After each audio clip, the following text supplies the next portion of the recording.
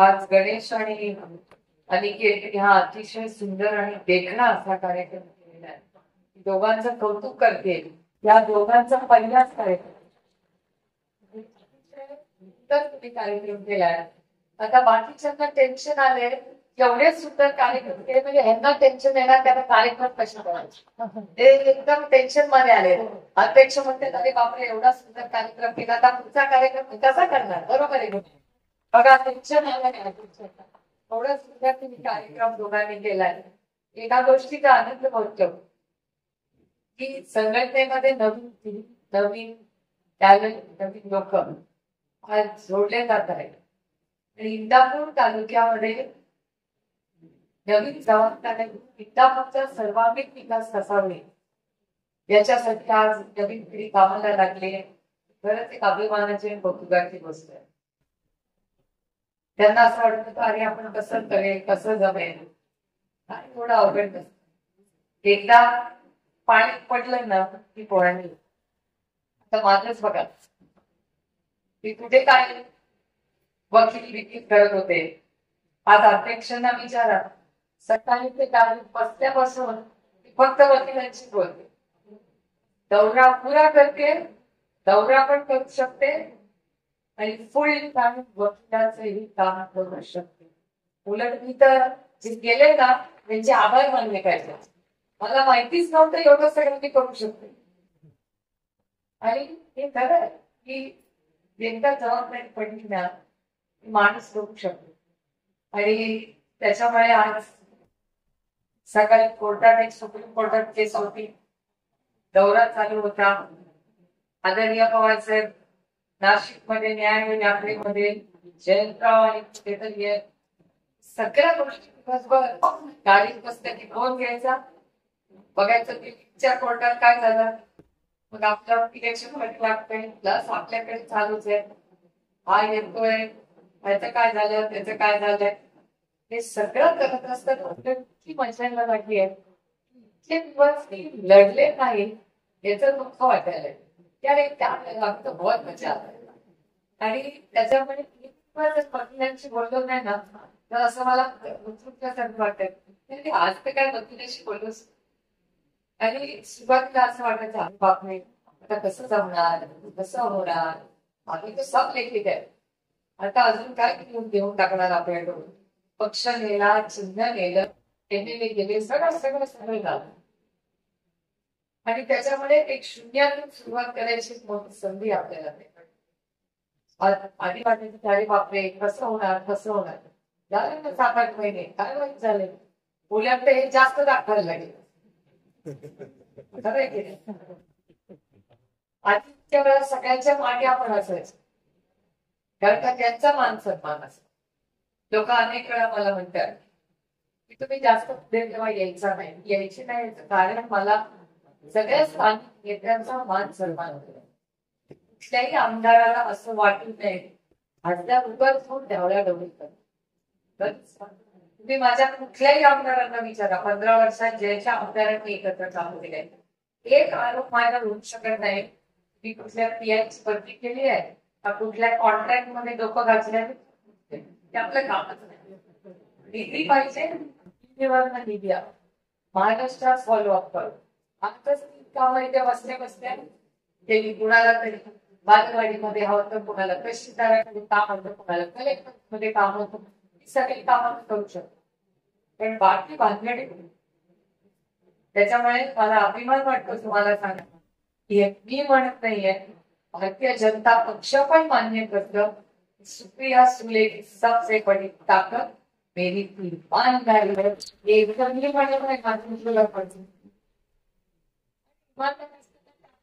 इमानदार असलंच पाहिजे.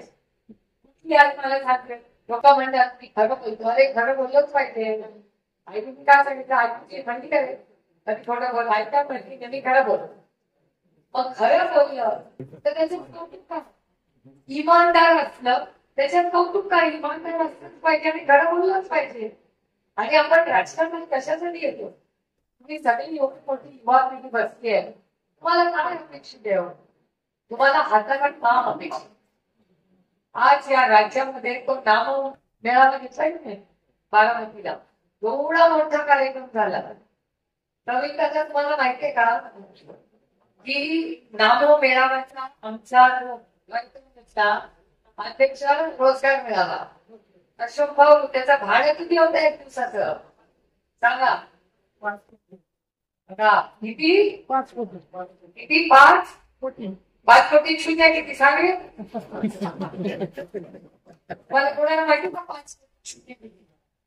अमोल दादा 5 कोटी त्यांचा चेहरा बघा आपोआप म्हणताय ते शॉक मध्ये. त्यांना अशोक भाऊ सांगतायत अहो 5 कोटीचा फक्त कंट्रोल होता. त्याचा चेहरा बघता करता होता त्याचा घेण्यासाठी होता. त्यांचं एक्सप्रेशन होता बाबा होता की नाही. 5 कोटी रुपयाचा फक्त पेट्रोल होता. त्याच्यानंतर कंपन्या आल्या. त्या दिवशी कार्यक्रमामध्ये गेले सगळ्या कंपन्यांची नावं घेतली. तुम्हाला माहिती आहे प्रत्येक कंपनीचं उद्घाटन आदरणीय पवार साहेबांनी केले. ते जाऊन बघा. आणि आम्ही पण त्याने केलंच पाहिजे. कौतुक त्याचं केलंच पाहिजे. तुम्ही विश्वासाच्या नात्याने आम्हाला मतदान करता. कशासाठी? सेवा करण्यासाठी. MIDC जेजुरीची असू दे, बारामतीची असू दे, इंदापूर मधली असू दे, नांदेडगाव, विंचवडी सगळ्या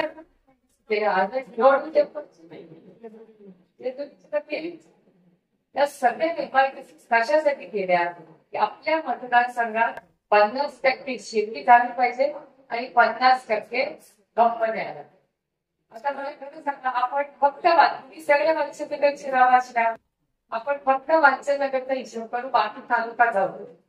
आपण असं करू एक भारतीय जनता पक्ष आणि एक काँग्रेसचा विचार म्हणजे आदरणीय पवार काँग्रेस सुरू झाला पाहिजे. आणि त्याचबरोबर 10 वर्षापूर्वी आम्हाला भारतीय जनता पक्ष वाले म्हणायचे 70 साल में क्या किया 70 साल में क्या. मी तुम्हाला हिशोब देते 70 साल में हमने क्या. आता तुम्ही वाचनगरचा फक्त हिशोब दिला. मला सांगा वाचनगरमध्ये वीज कुणाच्या काळात आली? काँग्रेस.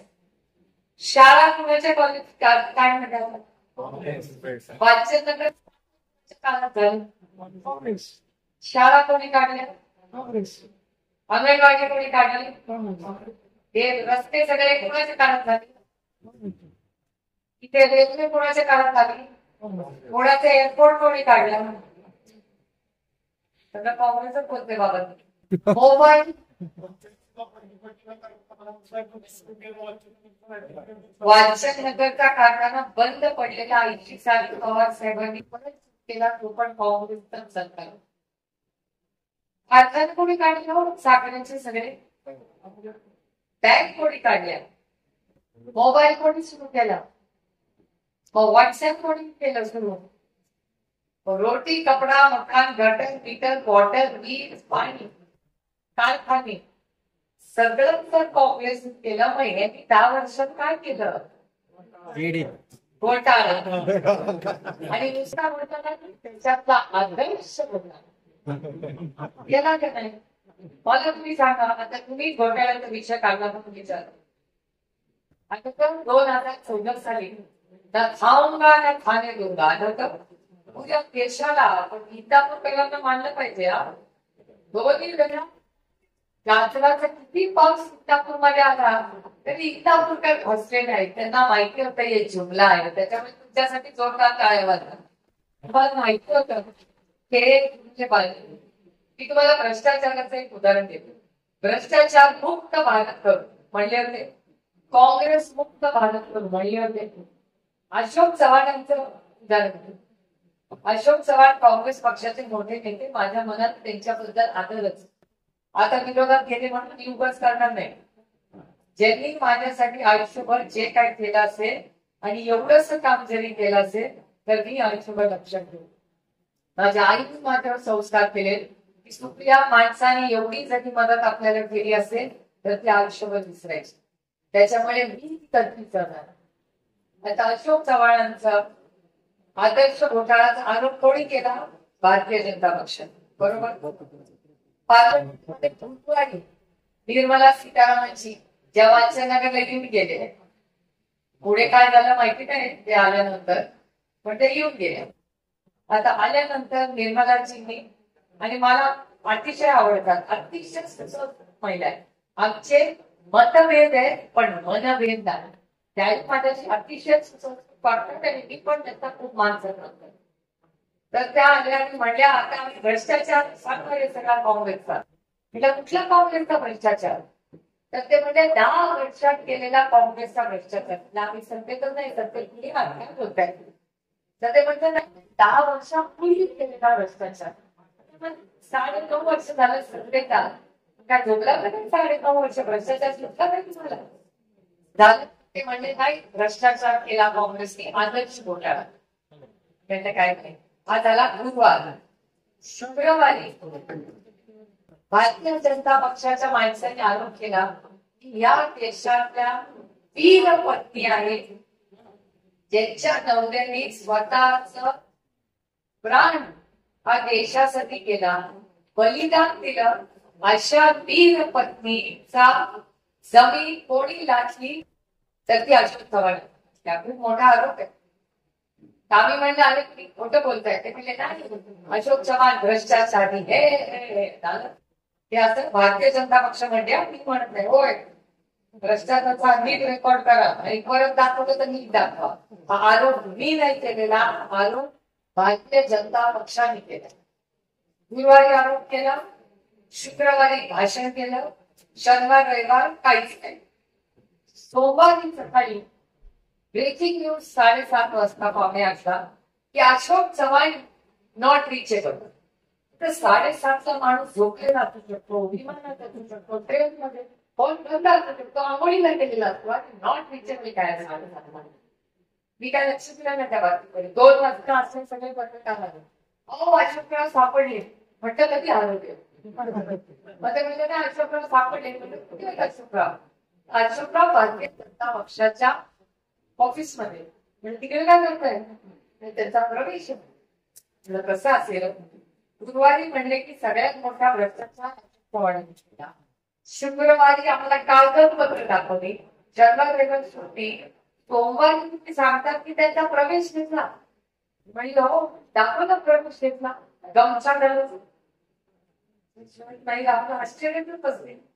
मंगळवारी त्यांनी फॉर्म भरला आणि बुधवारी भारतीय जनता पक्ष भ्रष्ट जुमला पार्टी, भारतीय जनता पक्ष नाही भ्रष्ट जुमला पार्टीचे ते खासदार झाले.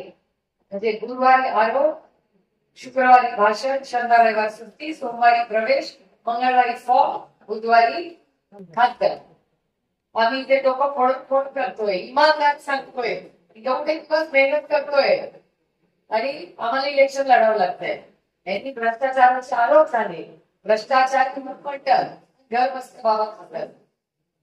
आता इथून पुढे तुम्ही काय मुलांना शिकवणार की भ्रष्टाचार केला तो खासदार होतो? मला असले खासदार पाहिजेत का? हा निर्णय तुम्हाला घ्यायचा. अशा पक्षामध्ये पण तुम्ही उभे राहणार का? आणि मला हे विचारायचं की जर भ्रष्टाचारी अशोक चव्हाण असतील तर ना खाऊंगा ना खाने दूंगा काय झालं? आणि जर भ्रष्टाचार मुक्त भारत करायचा होता त्याचं काय झालं? तर जर भ्रष्टाचारी असतील अशोक चव्हाण, भारतीय जनता पक्षाने काय केलं पाहिजे हे माहिती नव्हतं. आणि भ्रष्टाचारी नसतील आणि खोटे आरोप केले असतील तर भारतीय जनता पक्षाने काँग्रेस पक्ष आणि अशोक चव्हाणांची माफी मागितली पाहिजे. ते आम्ही तुमच्यावर खोटे आरोप केले. माझं भाषण बरोबर आहे.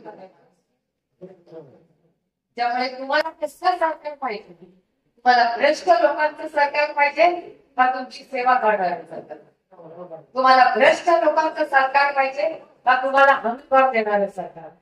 कांद्याला भाव आहे का? तर नाही. निर्यात कोणी बंद केली? हे पाप कुणाचं आहे? तर ते भारतीय जनता पक्ष आणि त्यांच्या मित्र पक्षाचं. तुम्ही मला सांगा, निर्यात बंद झाली, हे सगळे नेते दिल्लीला जातात, पालकमंत्री बनताना दिल्लीला जातात, पक्षाची तिकीट बनवण्याच्या दिल्लीला जातात, कांद्याला भाव मिळण्यासाठी कधी कधी गेले. आशा आणि अंगणवाडी म्हणजे भगिनींना पगार वाढ देण्यासाठी कोणी दिल्लीला गेलं? वांचन नगरला आणखी पैसे कंपनी सुरू करायच्यासाठी कोणी दिल्लीला गेलं? कशासाठी आहे मग? या गोष्टीचा विचार केला. सोडा भारतीय जनता पक्षाचं ते आणि त्यांचे मित्र पक्ष एकामेकावर असे हल्ले करतात, एकांतर हर्षोत्तर भावना शिव्या घातल्या. ही संस्कृती इंद्रापुरुषा महाराजांची. एक मित्र पक्षाचा नेता दुसऱ्या मित्र पक्षाच्या मोठ्या नेत्याला स्वीकार करतो. हर्षवर्धन भाऊंना पत्र द्यावं लागते महाराष्ट्राच्या मुख्यमंत्र्यांना, उपमुख्यमंत्र्यांना, की मला शिवीगाळ होते, मला चेतावणी द्यायची कुणालाही या राज्यात आणि या माझ्या लोकसभा मतदारसंघात दमदाटी बंद कर. कोणी आज नंतर बारामती लोकसभा मतदारसंघ किंवा महाराष्ट्रात आमच्या कुठल्याही कार्यकर्त्याला सहकार्याला धमकी दिली तर तुम्हाला कुणालाही धमकीचे फोन आले तर माझा मोबाईल नंबर त्याला सांग, पहिली सुट्ट्या सगळ्याला धमकी द्या आणि मग माझ्यासोबत. आणि तुमची लोकप्रतिनिधी आहे, उगाच त्यांच्या धमकीला मी घाबरणार नाही. तुमची ढाल घडून निघल्या हर्षवर्धन पाटलांना परत शिव्या घातले ना तर घात माझ्याची मला त्यांना शिकाय करायची नाही, मस्ती नाही, सत्याची आणि पैशाची मस्ती यायची. ज्याचे उपचार करते त्याचे उपचार आणि हे लोक उतरतील. मला काय करावं लागतं.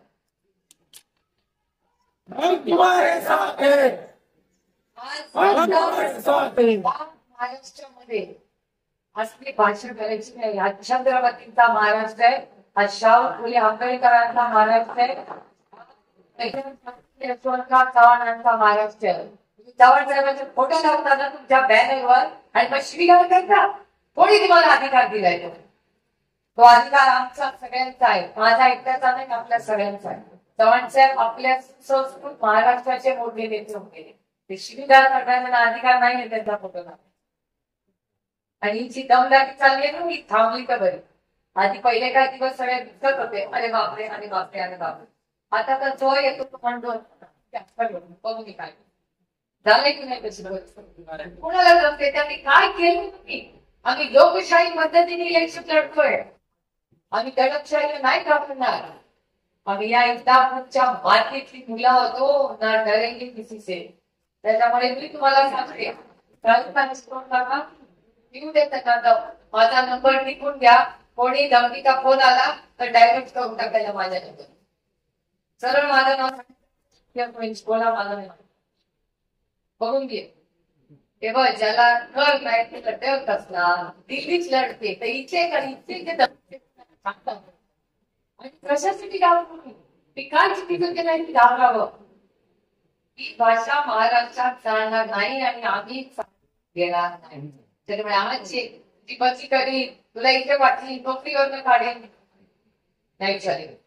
गरीब कष्ट करणारे आहे त्यांना धमक्या देऊन तुम्हाला धमकी द्यायचे ना, तुमच्यापेक्षा ताकदवर आला द्या, तुमच्यापेक्षा तो गरीब आहे, शोषित आहे, वंचित आहे, पीडित आहे, त्यांना धमकी देतात तुम्ही.